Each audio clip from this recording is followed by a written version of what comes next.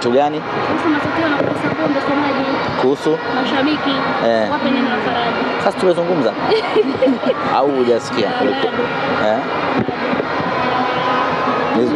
Sema neno kwa ajili ya mashabiki. Sema neno kwa ajili yao. Yote tunazungumza sio maneno.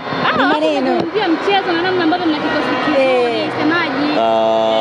Lao pia wanapenda kusikia ukiwazungumzia neno kutoka kwako wewe. Mimi niwape pole mashabiki wa Simba kwa matokeo haya. Najua hakuna ambayo yamemfurahisha. Kwa timu hii ambayo imecheza hii leo, mimi ninao uhakika wa 100% timu yetu kwenda kufanya vizuri katika ligi kuu. Mechi ya leo wala sio ubora wao. Mechi ya leo pengine unaweza kusema ni makosa yetu ambayo tumeyafanya. Kwa safu yetu ya ushambuliaji ni kunolewa kidogo na wao wenyewe kuongoza ile killing mentality, kuongeza ule uwezo wa kumalizia na kufanya maamuzi sahihi katika eneo la mwisho. Basi Simba tunavuka kwenda kwenye nchi ya ahadi msimu huu. Timu tuliyokuwa nayo tuna uwezo wa kufanya vizuri kwenye michuano ya kimataifa.